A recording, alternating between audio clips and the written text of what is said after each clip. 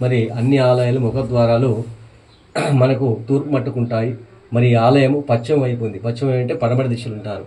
ఈ స్వామివారి యొక్క ఆలయము పశ్చిమ దిశ ఉంది కాబట్టి ఆ పశ్చిమ దిశలో యమధర్మరాజు ఉంటాడు, శనీశ్వరుడు ఉంటాడు. కాబట్టి శనీశ్వరుడికి అపోజిట్ గా శివుడు ఉన్నాడు. మన పెద్దలు ఏమంటారు, రామేశ్వరం అయినా శనీశ్వరం తప్పదంటారు. కాబట్టి శివుడు ఒక స్వామి దగ్గర అనేక యొక్క మార్గం తీసుకున్నాడు.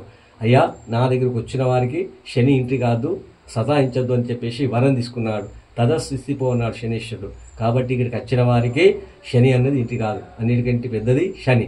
మరి అటువంటి యొక్క ప్రాణప్రతిష్ఠాపన చేసిన యొక్క అక్కడ ఏమన్నా మాత్రం ఉండేటి వార్చుడు. కాబట్టి మరి మనకు అనేమిటి యొక్క ఎన్ని యాత్రలు తిరిగినా కానీ మరి ఈ కదిలి క్షేత్రం అందంటే మహాపుణ్య క్షేత్రం ఇది. ఎందుకంటే సంవత్సరంలో 2 సార్లు ఇక్కడ జాతర అవుతుంది. శివరాత్రి, శ్రావణ మాసం, నెల రోజులు. మరి జమదగ్ని మహారాజుడు ఒక పుత్రుడు ఎవరు?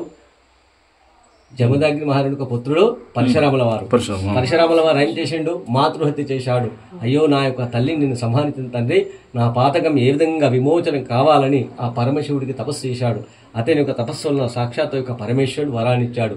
అయ్యా, 32 లింగాలు ఎప్పుడైతే ప్రాణప్రతిష్ఠాపన చేస్తావో నువ్వు చేసే ఒక పాతకం విమోచనం అవుతుంది. మొదటి స్థాని యొక్క లింగాన్ని కాశీలో నిర్మించాడు. మనం ఏం లింగం అంటాం? జ్యోతిర్లింగం.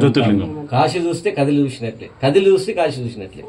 కాబట్టి 2 ముఖద్వారాలు ఏముంటాయి కాబట్టి మరి అక్కడ ఆ యొక్క లింగాన్ని ప్రాణప్రతిష్ఠాపన చేసించి మహాపుణ్యస్థేతులను తిరుక్కుంటూ లింగాలను మాత్రం నిర్మించుకుంటూ ఈ కదిలి స్థేతుల నుండి వచ్చి ఒక లింగాన్ని ప్రాణప్రతిష్ఠాపన చేశాడు. ఇది ఎన్ని లింగం అంటాం? మనం 32 లింగం అంటాం, చివరి లింగం. కాబట్టి ఈ లింగాన్ని ఎప్పుడైతే ప్రాణప్రతిష్ఠాపన చేసిండో అతను చేసిండు ఒక పాతకము విమోచనం అయిపోయింది. కదిలి పాపహరీషుడు యొక్క పేరు వచ్చింది. ఇక్కడ సర్వ పాపాలన్నీ హరించిపోతాయి. కాబట్టి కదిలి పాపహరీషుడు ఒక పేరు వచ్చింది. కాబట్టి మరి ఇక్కడ ఒక అన్నపూర్ణాదేవి ఉంది. అన్నపూర్ణదేవి ముఖద్వారము ఇక్కడ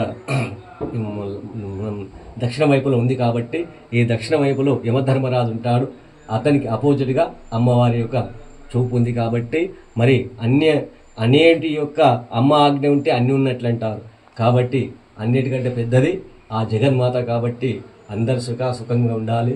సుకాలంలో వర్షాలు కురిసి పాడి పంటలు సక్రమంగా వండి అందరు సుభిక్షంగా ఉండాలి. మనం సుభిక్షంగా ఉండాలని కోరుకుంటూ పాపహరీశ్వర భగవానికి జయ, మాతాకి జయ.